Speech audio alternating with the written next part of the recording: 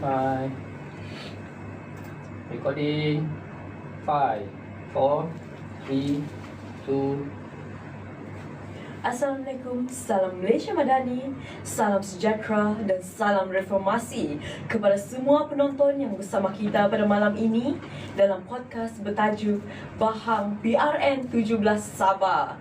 Saya Marina Hugh, moderator pada malam ini, mengucapkan terima kasih kerana sudi meluangkan masa bersama kami. Malam ini kita akan berbicara tentang isu yang cukup hangat, iaitu tentang pilihan raya negeri Sabah yang ke-17 yang bakal berlangsung tidak lama lagi. Bersama saya ialah dua tetamu istimewa, iaitu Profesor Madya Dr. Romzi Yatong, penganalisis politik, dan Encik Yahya Siddiq, anak muda berpendidikan yang mewakili suara generasi belia Sabah. Baik, sebelum kita masuk ke topik perbincangan, saya ingin memberi ruang kepada panelis kita untuk memperkenalkan diri terlebih dahulu. Baiklah, kita mulai dengan Profesor Romzi. Mungkin boleh perkenalkan diri secara ringkas? Baik, Assalamualaikum warahmatullahi wabarakatuh. Salam sejahtera, salam Malaysia Madani. Sudah tadi si Marina memperkenalkan siapa kita sebenarnya. Dan itulah. Jadi tak perlu lagi diperkenalkan sangat.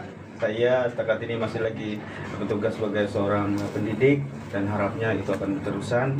Apa yang pasti sebagai pendidik ini, apa yang kita hendak ialah suatu hari nanti, ataupun kalau bukan suatu hari nanti, biarlah pada zaman sekarang tahun-tahun ini negara kita tidak berhadapan dengan berbagai masalah.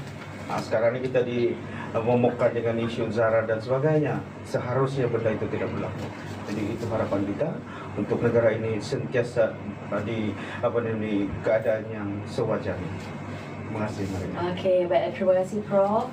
Seterusnya kita mempersilahkan Encik Yahya lagi untuk memperkenalkan diri mungkin secara ringkas kepada kita punya penonton. Terima kasih Cik Marina Manis. Assalamualaikum, salam Malaysia Madani. Saya Yahya, di mana saya diperkenalkan oleh Cik Moderator kita ni sebagai seorang anak muda. Saya pun tak tahu muda macam mana, tapi jiwa masih muda lah. Dan berkaitan topik hari ini sangat dekat di hati saya, di mana kehidupan sehari-hari pun berkaitan dan juga melibatkan ramai anak-anak muda. Anak-anak muda ni bukan mudah diurus, tetapi mereka punya semangat yang kuat, wajar. Cuma bagaimana kita blend anak-anak muda Sabah terutamanya ni kan, untuk supaya pastikan mereka ini seiring dalam pembangunan, pentadbiran di negeri kita. Jadi serba sedikit pasal saya ni Cik Marina. Saya ni seperti Prof juga tengah berusaha meneruskan pelajaran di Universiti Malaysia Sabah dalam bidang ekonomi. Jadi serba sedikit pun banyak pengalaman berkenaan dengan anak-anak muda ni.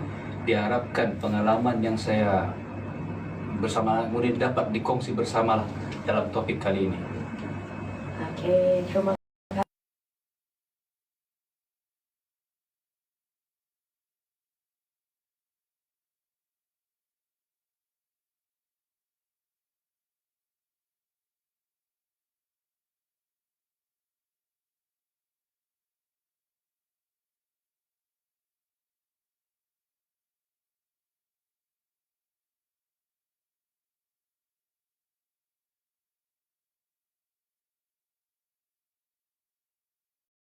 Sebaliknya, lebih kompleks. Bagaimana pendapat Prof? Baik, Marina, beginilah. Saya dalam beberapa hari ini saya sentiasa memikirkan tentang apa dia simbol, ataupun apa dia naratif yang sesuai dengan politik Sabah ini. Jadi kalau kita hendak melihat naratif yang kita boleh tunjukkan pada Sabah itu, kita kena melihat sedikit sejarah. Jadi sejarah politik Sabah ini ada beberapa hal. Yang pertamanya itu silih berganti bertukar kerajaan. Kenapa silih berganti? Yang pertamanya mungkin ialah di Sabah ini kita ada istilah politik katak. Jadi itu yang berlaku. Jadi kadang juga kerajaan itu tidak lama. Ada yang 2 tahun, ada mungkin tidak sampai setahun. Jadi itulah keadaan sejarah politik Sabah ini. Apapun ada kalanya kita dikuasai oleh parti tempatan, ada kalanya juga kita dikuasai oleh parti persekutuan yang kadang-kadangnya rakyat Sabah ini memanggil sebagai parti Malaya. Jadi itu naratif masalah. Baik, untuk ketika ini saya lebih suka memanggil politik Sabah ini sebagai suatu yang sedikit kompleks lah. Kenapa dipanggil kompleks? Kita ada istilah cinta tiga segi. Kenapa cinta tiga segi? Ada kalanya hari ini dia kata nak solok, besok dia ingin bersama dengan ini dan itu. Jadi sebab itu saya suka untuk memanggil politik Sabah ini sebagai cinta tiga segi, yang mana ini sedikit mengelirukan rakyat. Kadang rakyat hendakkan pengumuman yang tuntas itu, yang lebih ikhlas itu. Jadi kadang-kadangnya apabila hari ini kata Solo, besok akan bersama dengan ini dan itu. Keadaan itu sebenarnya kenapa perlu dipanggil sebagai sesuatu yang mengelirukan rakyat? Ialah kita berhadapan dengan banyak masalah. Kita ditambah lagi dengan ketidaktentuan.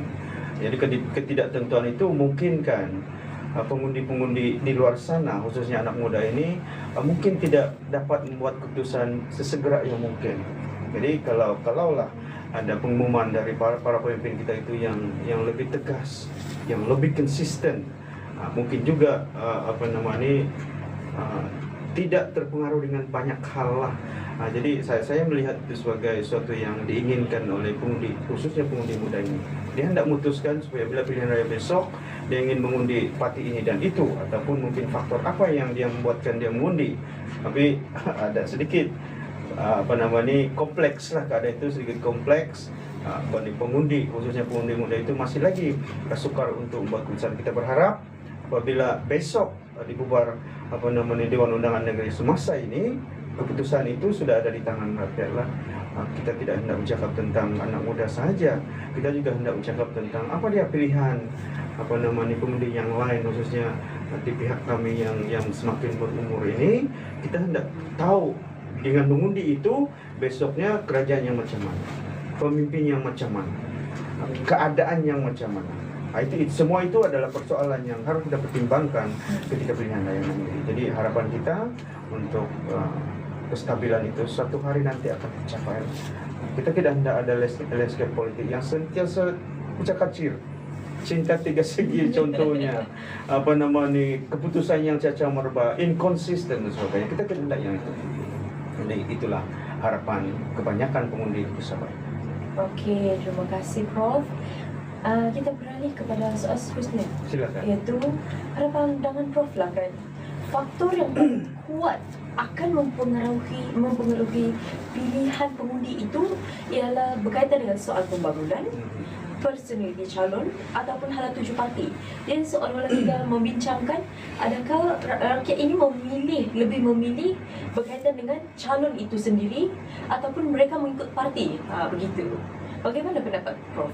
Ya, mari nak begini. Kita dalam sistem demokrasi ini akhirnya tujuan kita itu adalah untuk menghasilkan ataupun memilih wakil pada setiap kawasan itu, ataupun mungkin wakil untuk setiap DUN itu. Jadi kalau itulah tujuannya, hendak memilih seseorang. Maksudnya di situ ialah yang pertama faktornya itu ialah tentang kualiti seseorang itu. Jadi faktor utama untuk menentukan siapa yang kita pilih itu adalah tentang kualiti seseorang calon. Jadi faktor parti itu bagi saya itu adalah perkara kedua. Itu hanyalah platform. Yang paling penting itu pemimpin itu. Kalaulah pemimpin itu hanya boleh bercakap, banyaklah pemimpin kita ini hanya boleh bercakap. Bila menang, politician dengan pengurus ini dua benda berbeza. Ketika dia berpencak di pentas pilihan raya, berceramah cantiklah, ucapan yang cantik, janji-janji yang manis itu. Tapi bila sudah menang, yang pada ketika itu dia hendaklah berfungsi sebagai seorang pengurus, belum tentu dia boleh mengurus. Jadi kualiti yang itu yang kita hendak. Ketika pilihan raya itu, saya harap sangat pengundi di luar sana faham sangat bahwasanya orang yang bercakap itu kita kena tengok keikhlasan.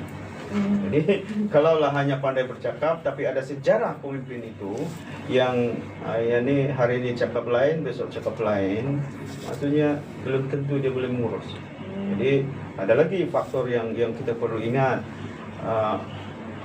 Mungkin bukan hanya tentang kualiti diri itu, integriti diri itu, tapi juga mungkin keupayaan dia untuk merencana sesuatu. Kita tidak lagi berkeinginan untuk mempunyai pemimpin yang kita dalam tempo 5 tahun dia hendak membangunkan suatu kawasan. Tapi konsep pembangunan itu pun tidak paham. Ramailah pemimpin kita ni, dia kata dalam tempo 5 tahun jalan raya ada. Dia fahamkah tidak siapa yang buat jalan raya itu? Dia yang buat jalan raya. Duit untuk buat jalan raya itu dari YB kah?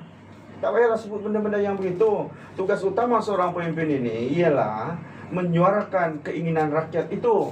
Bukannya tentang saya besok akan aspal jalan raya. Tak boleh begitu. Nah, jadi ini masalahnya.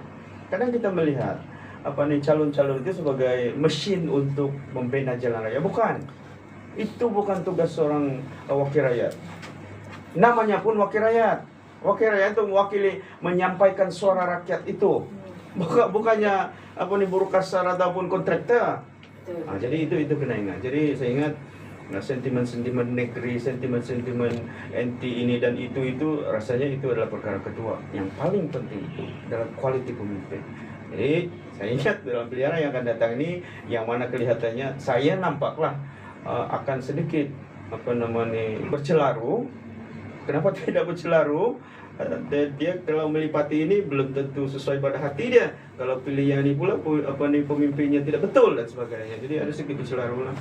Jadi fokus sangat tentang kualiti pemimpin dan masa depan rakyat itu di tangan pemimpin. Jadi itu harapan. Bukan hanya saya tahu mereka, tapi seluruh rakyat di Sabah. Begitu. Merasa benda yang sama. Sudah semestinya. Okay, kita ambil analisis Prof. Kita beralih kepada Encik Yahya. Adakah Encik Yahya sebagai wakil seorang anak muda, ada apa pandangan Encik Yahya berkaitan dengan analisis daripada Prof ini?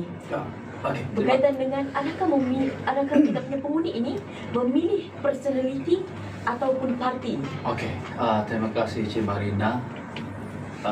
Pasal anak muda ni, seperti Prof cakap, kata kunci dia ni kan, memilih seorang YB ni sebenarnya adalah wakil rakyat lah. So dia menyuarakan pandangan-pandangan daripada bawah. Jadi relationnya sama anak muda ni, terutamanya bila kita cerita dengan konteks di negeri Sabah ni, dia sangat signifikan. Kalau secara prinsipnya, secara prinsipnya kali ini pengundi anak-anak muda ni sangat signifikan. Sangat signifikan. Maksudnya di sini mereka ada rasa ingin terlibat, to be a part of this development, pentadbiran dan sebagainya lah, yang mana berkaitan dengan untuk Sabah yang lebih progresif. So kali ini mereka tidak mau lagi dilihat sebagai pemerhati atau mana pandangan mereka cuma didengar oleh pemimpin. Macam Prof cakap, saya setuju betul. Bila mereka menyuarakan pandangan, mereka mau pemimpin-pemimpin yang dipilih ni buat bah. Buat. Jangan okey kita dengar 5 tahun macam Prof cakap tadi, dia fahamkan konsep pembangunan itu. Jadi dia tidak tahu setiap tu ada peranan dan fungsinya masing-masing. Jadi anak-anak muda sekarang ni, Marina sendiri pun seorang anak muda, seorang yang celik. Jadi celik konsepnya luas. Nanti saya akan boleh bagi rungkaikan sedikit demi sedikit. Jadi seterusnya bila mereka ini, diorang punya ada rasa aspirasi. Cik Marina juga pun ada aspirasi, idea dan semangat to be a part of negeri kita ni kan. Jadi mereka mau ada rasa inklusif. Jadi maksudnya inklusif di sini kan, setiap keputusan itu ataupun dasar yang akan ditentukan di negeri kita ni ada anak muda. Ada anak muda. Jadi kali ini kalau kita nampak dia punya momentum itu, kalau dari mata kasih ada jauh beza dia. Anak muda hari ini terutama di Sabah akan menentukan landscape politik, landscape pembangunan dan pentadbiran di negeri Sabah untuk melihat Sabah yang lebih progresif. Jadi maksud saya di sini parti-parti politik jangan abaikan anak-anak muda kita nih. Jangan sisihkan mereka, sebab macam saya cakapkan tadi, introduction saya tadi, saya banyak bergaul dengan anak muda dan bekerja sama mereka nih kan. Orang yang sangat energetik. Cuma perlukan kombinasi bagaimana kita membimbing mereka. Sebab itu saya cakap tadi, dong celik IT, lepas itu sumber maklumat sana sini senang dapat. Macam Prof, iyalah zaman dulu Prof dulu susah, mau dapat ilmu susah. Betul kata Prof. Saya bangga lah sampai sekarang seorang Prof Madya, anak Sabah. Alhamdulillah. Jadi bila kita cerita balik pasal anak muda di Sabah ni dengan ilmu maklumat yang sana sini senang kita peroleh kan, orang ini boleh melahirkan satu pemikiran yang kritis lah, pemikiran yang kritis dan berani pula tu memberi pandangan. Kalau kita tengok isu-isu semasa pasal pembangunan saya boleh katakan anak-anak muda Sabah banyak melontarkan pandangan-pandangan mereka yang berani dan boleh disesuaikan dengan landscape pembangunan di negeri kita. Jadi bila dikaitkan dengan parti politik dan pilihan raya kali ini, anak-anak muda ni kan, dorang dah mau jadi, kalau ibarat main bola kan, dorang tidak mau jadi duduk di pemain simpanan ataupun penyokong lah. Dorang mau di barisan hadapan. Kalau bahasa-bahasa orang politik di saf hadapan. Jadi saf hadapan ini kan, itu saya cakap, dorang juga ingin terlibat dalam menentukan keputusan serta dasar. Bila mana mereka juga mau Sabah yang lebih progresif dan maju nih, anak-anak muda ada di situ. Sebab isu-isu kebanyakan di negeri kita nih boleh dikatakan melibatkan juga anak-anak muda, ya. Contohnya pekerjaan, kos sara hidup, banyaklah perumahan, itu semua menyentuh hati anak-anak muda sekarang. Jadi kalau kita lihat kali ini, sebagaimana parti-parti politik khususnya di negeri Sabah nih, saya menegaskan anak-anak muda ini akan mencorakkan pilihan rakyat negeri Sabah kali ini. Dan itulah keterlibatan belia di dalam kita punya next PRN. Betul. Ya. Okay. Jadi kalau begitu kan, bagi pendapat Encik Yahya yang selalu terlibat dalam aktiviti bersama orang muda, adakah generasi muda ini dia lebih kritikal terhadap politik ataupun lebih cenderung mengikut tradisi keluarga dan komuniti? Dia umpama, mamak saya undi apa, saya pun akan undi apa. Umpama begitu. Bagaimana pendapat tuan? Okey, kalau berdasarkan statistik lah, saya ini juga bolehlah belajar sedikit dengan data analis lah.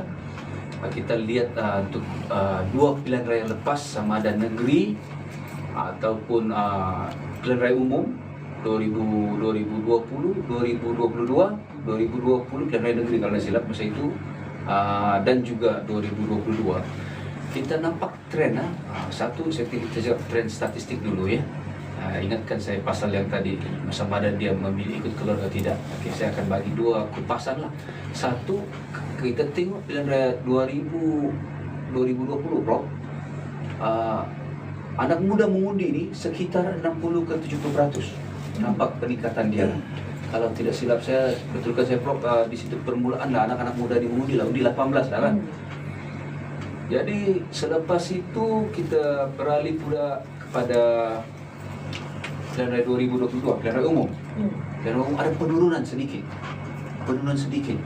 Sebab anak muda ni kan, itu saya cakap, dia ada boleh dikatakan ada jiwa kacau.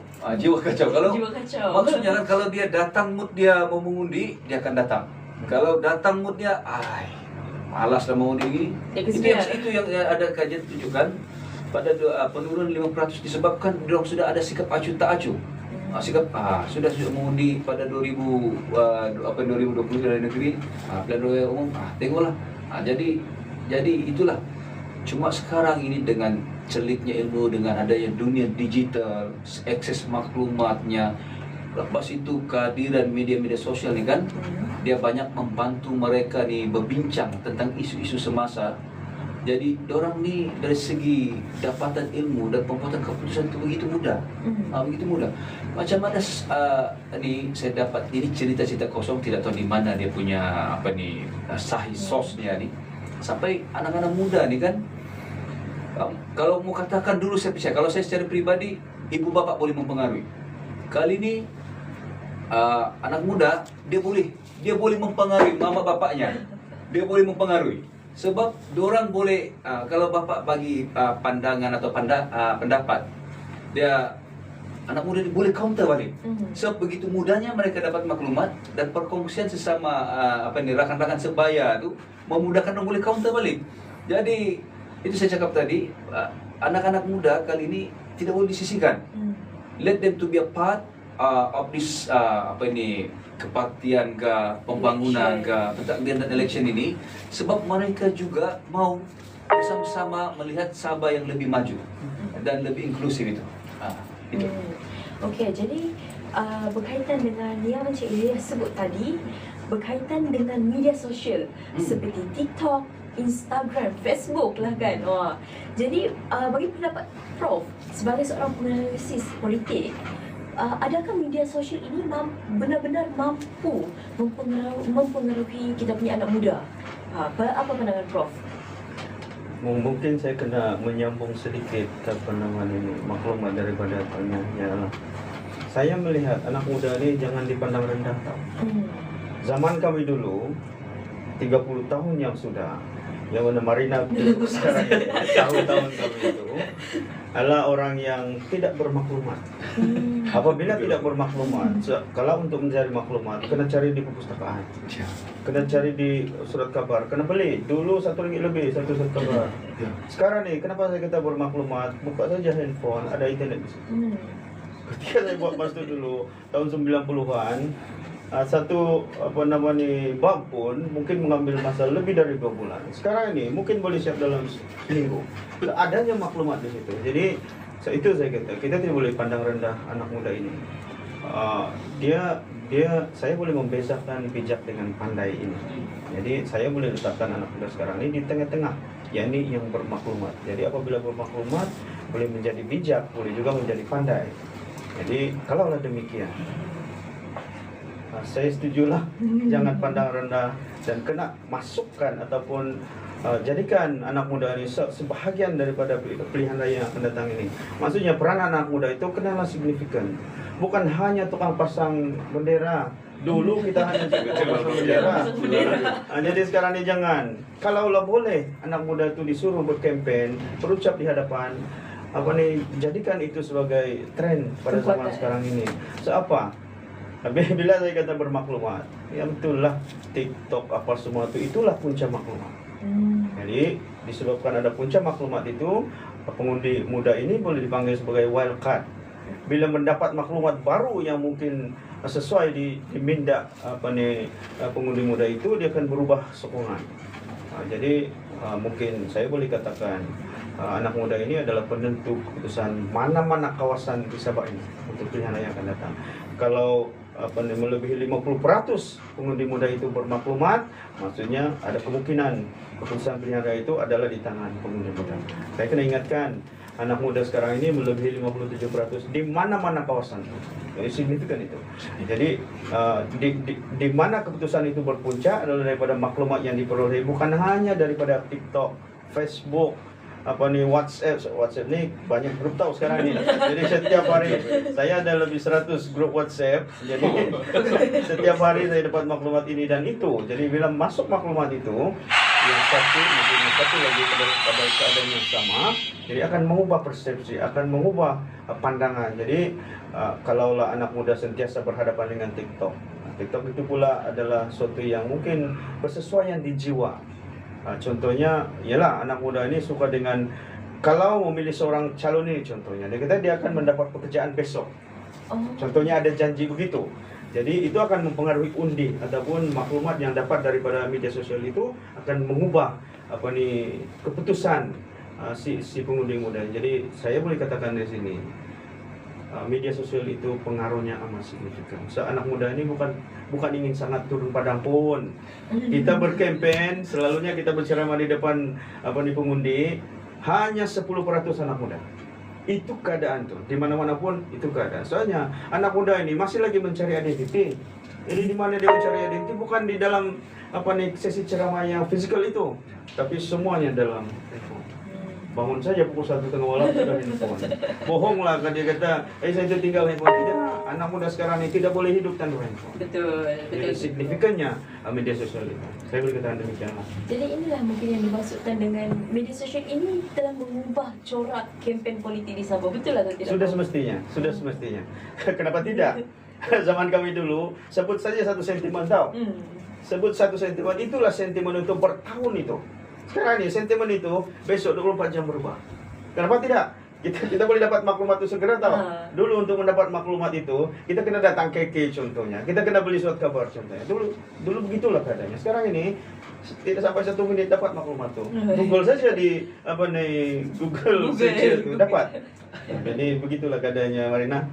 Okey, jika benar-benar media sosial ini mempengaruhi kita punya corak kempen. Jadi bagi pendapat kita punya wakil anak muda, adakah media sosial banyak spekulasi yang mendatangkan spekulasi seperti media sosial ini adalah sekadar hiburan, membazir masa. Jadi adakah ia satu kesedaran ataupun sekadar hiburan semata-mata? Apa pendapat tuan? Kak Marina, kalau media sosial ni mempengaruhi pemikiran dan persepsi politik, terutamanya lah anak-anak muda kita kan di negeri Sabah ni. Saya berdasarkan saya belajar juga lah, banyak belajar dengan Prof. Terima kasih atas nasihat dia, perkongsian sharing percakapan lidah Prof. Kalau kita tengok berdasarkan statistik 2024, kalau di negeri Sabah ni belum ada yang kajian yang spesifik, tapi kita boleh rujuklah sebagai satu dapatan dan juga petunjuk di mana media sosial ni kan, macam contohnya TikTok, Insta, YouTube, apalagi Facebook kan, dan jangan lupa juga Twitter yang sekarang X. Cuma di Sabah ni kurang penggunaannya lah. Tetapi media sosial yang lain itu kan, macam TikTok, YouTube, Insta, and Facebook, masing-masing kita, kalau saya istilahkan, ada dia punya market segment atau pengundi segmen dia sendiri. Jadi kalau kita rujuk, macam saya ada baca sedikit berkenangan, ada satu penyelidikan kajian lah, syarikat kajian yang buat menyelidik berkenaan dengan media sosial ni kan. Salah satu yang boleh kita rujuk macam datareporter.com. Dia melihat bagaimana media sosial ini kan, satu ni dia kenapa menjadi sumber rujukan. Saya suka ambil petik kata Prof tadi kan, sumber rujukan ni belum tahu betul tidak, itu perkara kedua kita kata biar, tapi jadi sumber rujukan. Jadi sumber rujukan, sumber rujukan, persepsi itu Prof cakap, persepsi naratif ni memain peranan penting. Jadi bila kita kaitkan dengan media sosial ni kan, capaiannya tinggi, satu. Lepas itu juga disinilah sumber maklumat. Kalau si Prof saya ni dulu, kalau sumber maklumat TV3, buletin ataupun kalau TV3 dulu berita perdana kalau jam 8 malam semua akan berpusu-pusu kalau family menunggu berita terkini. Sekarang setiap saat tuh kita boleh dapat maklumat, sahih atau tidak itu belang kira dulu. Jadi sumber berita dulu. Okey. Seterusnya kan dia ni boleh melahirkan video-video pendek berkenaan pasal isu-isu tertentu, berita, dan seterusnya juga kan, bila begitu ramai content creator yang dialah terpaling. Jadi menjadi sumber rujukan. Jadi itu yang memudahkan anak muda ni. Itu macam si Prof juga bilang, kalau physical tu mungkin susah lah waktu itu. Jadi ini medan mereka. Jadi medan mereka ini kita kena masuk. Memahami jiwa mereka tu. Itu saya cakap, bila bergaul dengan generasi ini, kita tidak sama dengan generasi sebelum ini. Jadi kita kena memahami dan menjiwai mereka supaya mereka pun sama-sama seiring. Itu satu perkara. Perkara seterusnya, bila kita lihat di kajian datareporter.com ni kan, 80 ke 90% pengaruh media sosial di Malaysia tinggi. Itu 80 ke 50%. Tinggi itu. Dan bila pula tengok apa jenis media sosial yang banyak digunakan, kita boleh nampak TikTok salah satu yang main peranan jadi sumber berita kepada anak-anak muda. TikTok, selain daripada YouTube, ada penurunan sedikit daripada Facebook ini. Sebab mungkin generasi dia lain, jadi ada penurunan lah. Jadi mungkin generasi itu telah beralih sedikit kepada TikTok. Jadi itu menyebabkan TikTok ni menampakkan peningkatan lah. TikTok, YouTube, dan Insta. Jadi selepas saja G15 General Election, pilihan raya umum ke-15 kalau tidak silap, di situ kita boleh nampak persepsi anak muda dan juga pandangan politik mereka ni boleh dikatakan didasari oleh pada media sosial ni. Didasari oleh media sosial, mempengaruhi dia. Jadi saya cakap itu boleh mempengaruhi dia, belum tentu itu saya atau tidak, itu belakang kira. Sebab itu persepsi naratif macam mana dicipta oleh setiap kata parti politik yang ingin menjiwai dan mendalami anak-anak muda untuk turut serta dalam punya kepartian lah. Jadi kita melihat di sini untuk next PRN ini perlunya media-media sosial ini sebagai salah satu platform untuk kita mendekati anak muda. Itu satu. Kedua, mana-mana medium seperti yang saya cakap tadi, TikToknya ke Instanya ke YouTube, cara penggunaannya tu, cara pendekatannya tu berbeza-beza. Jangan samakan. Sebab itu saya kata, bila kita nampak kajian seperti macam Reuters, the Reuters Institute kasih tunjuk di mana penurunan Facebook daripada di kalangan penggunaan oleh terutamanya oleh anak-anak belia tu, kita tengok kan TikTok sudah sebagai satu sumber. Bila saya kata sumber dan di mana circle-nya anak-anak muda di sana. Jadi parti-parti politik perlu berada di situ. Bagaimana kita mau menjiwai supaya strateginya orang kata ngam dengan anak muda kan. Macam Marina pun mungkin lebih banyak guna TikTok. Ya betul. Facebook, Facebook kurang. Jadi kita boleh nampak di sini ini sebagai problem ya. Ini salah satu dapatan lah malam ini ya. Bukti lah ini. Menunjukkan anak muda tu dia punya kecenderungan kepada media sosial pun nampak. Jadi kalau mau ditanya buat di Sabah ni, kalau kita tengok kajian-kajian yang ditunjukkan itu, kita boleh nampak lebih kurang sama. Mana anak-anak muda pengaruh media sosial. Dan lepas tu ada juga kajian oleh UMS. Saya lupa tajuk dia, menunjukkan pengaruh media sosial ini sebagai jambatan kepada anak-anak muda ni, ataupun mungkin juga saya telah lupa saya baca detailnya tu, sebagai jambatan untuk mereka memahami atau persepsi politik itu dan juga bagaimana mereka terlibat dalam politik itu. Jadi itu menunjukkan ada usaha untuk kita melihat bagaimana media sosial ni memain peranan untuk mempengaruhi persepsi politik anak-anak muda di negeri Sabah.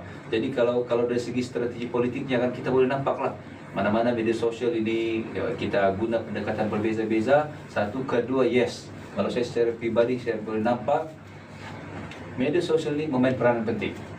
Senjata ampuh untuk mendekati anak-anak muda di negeri Sabah. Senjata yang memang perlu. Jangan dilepaskan lah orang kata. Senjata ampuh. Okey, terima kasih Encik Yaya. Sekarang sebelum kita punya part rumusan dengan harapan oleh dua panelis kita ingin adakan sedikit pandangan silang, boleh?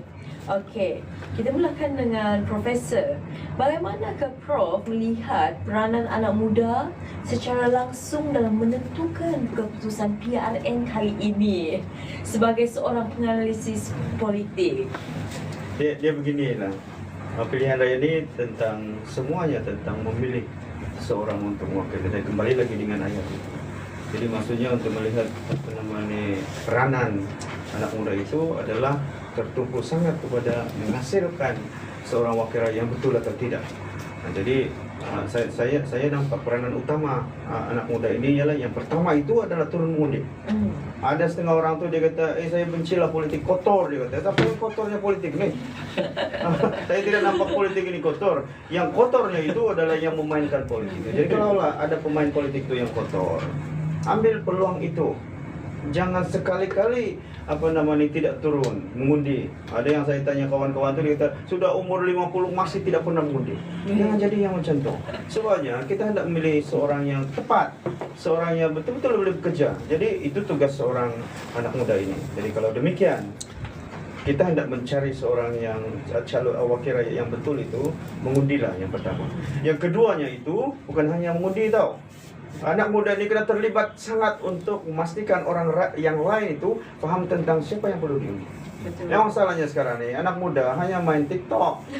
Dia kata dia akan mengundi inilah, tapi dia tidak buat pun terhadap orang lain. Dia tidak cuba mempengaruhi orang lain untuk memilih yang mana bagi dia sesuai. Jadi yang pertama memilih, yang kedua mempengaruhi orang lain untuk memilih yang sesuai itu. Jadi dalam proses untuk memilih yang sesuai itu, menentukan siapa yang sesuai itu adalah bermaklumat. Jangan pula pergi tengok TikTok ini, TikTok yang drama lah, apalah semua. Oleh macam tu, kena bermaklumat, kena lebih bijak. Kita bukan hanya ingin pandai tau, kita kena bijak. Bijak ini bermaksud kita dapat menentukan masa depan itu. Sebab besok-besok kami yang generasi makin tua ni akan meninggalkan dunia ni. Jadi yang mewarisi keadaan politik ini, urus tadbir negara ini adalah anak muda. Jadi mainkan peranan itu. Saya menyeru yang itu. Tidak boleh tidak. Anda kena ada di situ. Kalaupun Anda sudah memikirkan politik ini kotor, coba pikirkan dari mana Anda dapat suatu keadaan itu. Saya sebut macam ni tau. Orang politik ini adalah pembuat dasar. Dasar-dasar itu mempengaruhi Anda. Contohnya adalah polisi. Dia kata, ini contoh lah, di kalangan katalah 73 wakil rakyat Sabah itu membuat satu dasar yang mana apabila Anda berumur 30 tahun, Anda hendaklah dibuat begini dan begitu. Jadi itu dasar yang mempengaruhi Anda. Jadi kalau Anda tidak mengundi, Anda tidak boleh memastikan dasar yang begitu itu akan tersekat. Jadi saya ingat anak muda sekarang itu kena mainkan peranan. Jangan berpikir yang politik itu kotor. Yang kotor itu adalah pemain politik itu. Jadi yang kotor itulah yang kita kena buang. Ada satu konsep tu, dia kata kalau kita faham bahwasanya yang memain politik sekarang itu adalah seorang hantu lah. Jadi kita kena matikan hantu tu. Begitu. Jadi macam mana matikan? Anda terlibatlah di situ. Mengubah. Kita kena mengubah keadaan itu untuk Anda. Anda mengubah untuk Anda. So Anda yang masih akan hidup berpuluh tahun lagi. Kami hanya melihatlah. Begitulah Marina. Okey, terima kasih. Kita mendengar nasihat yang telus daripada kita punya penganalisis politik. Seterusnya kita beralih kepada pandangan Encik Yahya sebagai seorang wakil anak muda lah kan. Apakah ciri integriti calon yang paling penting untuk diyakini dan disokong oleh beliau? Okey, Marina, saya rasa di awal perbincangan kita tadi, Prof telah membuat satu garis panduan lah, guideline sebagai seorang calon, terutamanya kalau kita kecilkan skop itu untuk anak-anak muda di negeri Sabah ini sudah cukup jelas tadi. Cuma kalau saya pula, saya ingin tambah sedikit. Bagi saya pun pandangan yang telah dilontarkan oleh Prof sudah memadai untuk melihat seorang calon yang boleh mewakili terutamanya anak-anak muda. Sebab anak-anak muda seperti yang kita cakap di awal perbincangan tadi, anak-anak muda juga orang kata mewarnai politik dan pilihan negeri Sabah. Dan seterusnya bagaimana seperti Prof cakap tadi, dasar polisi itu sangat penting ke depan nih. So bagi saya jangan main-main lah. Jangan main-main lah. Kita mau melihat Sabah yang lebih maju, lebih makmur. Jadi kita pun seperti yang saya cakap tadi, orang muda ni jangan mau to be a part untuk pembangunan di negeri kita ni. Jadi untuk ciri-ciri ciri-ciri yang perlu ada lah, yang mana anak-anak muda sukai kan. Satu, anak muda ni dia pertama saya cakap dia mesti calon tu mesti telus, transparent. Macam bercinta juga, kalau boleh jangan main tapuk-tapuk sana, tapuk sini. Jujur. cakap lain, dibuat lain. Jadi itu memang anak-anak muda generasi sekarang ini paling pantang mak bapak dia. Pantang kalau udah mau kalau sudah cakap buatlah saya pun nampak juga apa yang dilontarkan Prof, itulah kita mau seorang pemimpin yang telus, transparan dalam setiap apa perancangannya dan tindakannya lah. Itu yang pertama lah, itu yang anak muda ingin lihatkan. Kedua, dia konsisten dalam setiap tindakannya. Jadi jangan ini hari lain, esoknya lain. Jadi anak-anak muda dia akan rasa, boleh katakan saya guna perkataan yang kasar sedikit, dia akan piss off itu. Dia piss off, dia maksud, ini hari cakap, besok sudah lain. Jadi dorang saya lihatlah anak-anak muda dong very straightforward lah. Kalau sudah kau janjikan ini dan kau berikan yang ini, deliver yang ini, dorang memang tidak mau lah. Jadi maksud di situ seorang pemimpin apabila dia mau mengheret anak-anak muda nih join dalam kepimpinan dan hal tujuannya ke depan tuh, dia mesti konsisten dalam tindakannya. Nah, ketiga, kalau kita nampak banyak pemimpin-pemimpin muda yang kita nampak sama ada di Sabah atau di Semenanjung kan, dia mesti berani membela kebenaran. Itu anak muda suka. Anak muda suka. Kadang-kadang lantang, Prof. Lantang. Itu dia kata you are my hero lah. You are my hero lah. Jadi itu saya cakap tadi, anak muda ni kadang-kadang bila nampak lantang seseorang pemimpin itu, seperti kita cakap tadi, kita ketimpikan dulu sos the reliable source. Dia tengok dulu pemimpin tu, nampak itu dia akan ini kita punya kata calon pemimpin lah. So berani dalam membela kebenaran. Jadi saya lihat itu antara yang anak-anak muda inginkan, yang boleh pemimpin yang dari awal saya cakap tadi, dia pun pandai menjiwai anak-anak muda ni dengan pandai mengikuti tren-tren terkini kan. Kalau kita nampak macam, kita jangan cerita di negara luar, macam contohnya bagaimana Pak Presiden Indonesia, Pak Prabowo, bila dia menari, saya tengok macam kegilaan anak-anak muda di sana kan. And then the US State Donald Trump, dia menari pun jadi kegilaan. Jadi itu yang bila kita boleh menjiwai anak-anak muda ni, InsyaAllah kita boleh menangi hati mereka. Ya. Okey, baiklah. Kita sudah sampai ke penghujung sesi podcast kita pada hari ini. Saya ingin minta setiap panelis kita memberikan satu mesej penutup ataupun harapan kepada rakyat Sabah menjelang PRN ini. Mungkin kita boleh mulakan dengan Prof dan kemudian diikuti oleh Encik Yahya. Okey Prof, boleh mula. Baik, Marina. Mungkin saya kena berterima kasih terlebih dahulu dengan peluang untuk sekurang-kurangnya kita boleh cuba mengaruhi keadaan politik di Sabah ini melalui podcast ini. Tapi apapun, saya cuba buat kesimpulan ada dua perkara yang saya perlu tonjolkan pada di akhir sesi ini. Yang pertamanya itu untuk pengundi umum. Pengundi umum maksud saya bukan tidak termasuk yang anak muda lah. Anak muda itu lebih spesifik. Untuk pengundi umum ini kena ingat, tugas kita ialah untuk memastikan akhirnya politik kita ini kembali kepada keadaan yang sewajarnya.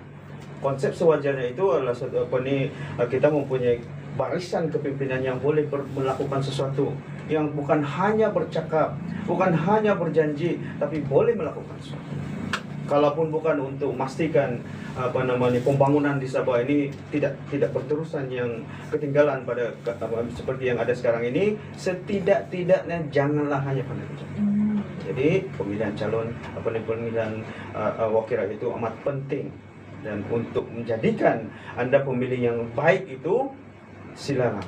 Yang pertama turun mengundi, yang umum ini. Yang keduanya itu jangan ikut emosi. Sekarang ni orang tua macam saya ni, bila kita berhadapan dengan orang politician, bila dia silap cakap, kita emosi. Walhalnya orang itu yang bagus. Walhalnya orang itu yang boleh melakukan sesuatu. Bila seorang ahli politik itu mukanya fierce, ada setengah orang tu, bila dia berhadapan dengan orang, mukanya tidak senyum pun. Otomatis kita menghukum dia sebagai seorang yang tidak boleh jadi pemimpin. Besok-besok kalau menang pun dia tidak boleh didekati. Jangan berpikir yang begitu. Kita hendaklah menjadi seorang yang bijak. Bukan hanya pandai, tapi kita kena jadi bijak. Bijak maksudnya di situ, walaupun orang itu bermuka yang begitu, tapi akhirnya dia boleh melakukan sesuatu untuk kawasan Anda, itulah orang yang tepat. Kalau orang senyum selalu, sila-sila besok dia menang, dia senyum tiap hari, tapi tidak boleh buat kerja. Elakkan yang itu. Baik, untuk yang anak muda ini, saya ingat beginilah. Saya menyeru anak muda ini, hentikan pemikiran yang negatif itu. Iyalah, majoriti anak muda, saya tidak hendaklah pilihan raya. Besok-besok kalau menang dia rasuah juga, dia kata. Besok-besok dia menang, apa dia buat? Belum tentu dia kenal saya lagi. Bukan begitu. Politik ini adalah tentang memilih orang yang tepat untuk mengurus kendali Anda. Memilih orang yang tepat untuk memastikan wujudnya polisi yang tepat untuk Anda. Tapi kalau Anda memilih orang yang tidak tepat, apalagi kalau Anda tidak coba untuk memastikan orang yang tepat itu terpilih dengan tidak mengundi, itu salah Anda. Anda berdosa bukan hanya pada diri Anda, tapi untuk semua orang. So, Anda memilih hantu tahu. Anda jangan buat macam itu. Jadi seruan saya untuk semua. Pada pilihan raya yang lepas tu kita tidak sampai pun 75% turun mengundi. Saya harap sangat untuk pilihan raya negeri yang sila-sila kalau bulan 9 tahu kita perubahan. Saya harap begitulah. Malaslah menunggu tahu. Kita berhadapan di grappling with the issues of integrity dan sebagainya. Kita hendak henti yang itu. Turunlah mengundi. Mengundilah sebagai seorang yang bijak. Jangan jadi pandai pun. Biarlah bijak. Kan? Bijak itu menentukan hala tuju hidup kita. Hentikan benda yang kucak kasir ini. Jadi itulah. Terima kasih. Daripada perkataan bijak menentukan hala tuju hidup kita, kita beralih kepada Encik Yaya. Okey, Marina, saya bercakap dalam untuk konteks anak muda di negeri Sabah. Sebab pilihan raya seperti itu bercakap, kita pun tidak tahu. Mungkin seawal minggu depan atau 2 minggu. Dan orang kata is anytime soon lah. So, jadi maksudnya anak muda kali ini saya menegaskan dan penuh rayuan, turunlah mengundi. Sebab penting bagi kita mewarnai atau menentukan landscape politik, pembangunan dan kemajuan di negeri kita ni. Dan juga di sini juga seperti perbincangan kita di awal tadi, di sinilah peran anak muda menunjukkan yang mereka ini adalah inklusif dalam pentadbiran dan pembangunan di negeri Sabah. Sebab kalau di awal perbincangan saya bagi maklum bincangkan di mana peratusan itu ada sedikit menurun. Jadi di sini anak muda dengan ada momentum-momentum pasal isu-isu yang terkini sama ada pembangunan ataupun polisi dasar yang dibincangkan dari awal perbincangan kita itu, saya boleh nampak dengan jelas ada signal yang mana anak-anak muda di Sabah ni cakna mengenai politik kita, cakna untuk melihat Sabah yang lebih maju dan makmur. Jadi untuk yang kali ini saya merayu sekali lagi anak-anak muda turun dan tunjukkan peranan anak-anak muda di negeri Sabah ini tidak lagi hanya sebagai pemerhati atau penonton di duduk belakang ini, dia di barisan hadapan untuk pembangunan dan kemajuan di negeri Sabah. Okey, baiklah. Terima kasih Encik Yaya. Di sini bijak menjadi penentu hala tuju masa depan kita, dan di sini anak muda menjadi jentera paling depan, kalau boleh, betul? Ya. Okey, terima kasih sekali lagi kita ucapkan kepada Profesor dan juga Encik Yahya atas perkongsian yang sangatlah bernas. Daripada perbualan kita pada malam ini, jelas bahawa politik Sabah semakin dinamik. Anak muda juga memainkan peranan yang besar dalam menentukan masa depan, dan media sosial menjadi medan yang penting dalam kempen PRN kita. Okey, dan itu berakhirlah podcast kita yang bertajuk Bahang PRN 17 Sabah. Terima kasih kepada semua penonton kerana sudi bersama kami pada malam ini. Salam hormat, salam perjuangan, selamat Bulan Kebangsaan, Hari Sabah, dan kita bakal berjumpa lagi. Terima kasih.